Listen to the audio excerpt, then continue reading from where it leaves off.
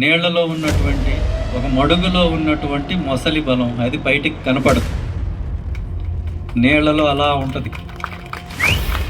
పైనుంచి చూస్తే మీకేం కనపడదు. ఏముందిలే వీళ్ళది, ఏం లేదు, ఏవో మీటింగ్ పెడితే వస్తారు,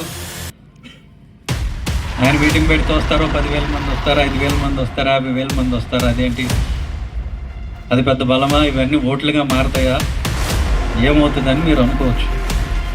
కానీ ఆ మడుగు అనేది ఎలక్షన్ అని గుర్తుపెట్టుకోండి. మొసలి మేము లోపల ఉన్నాం.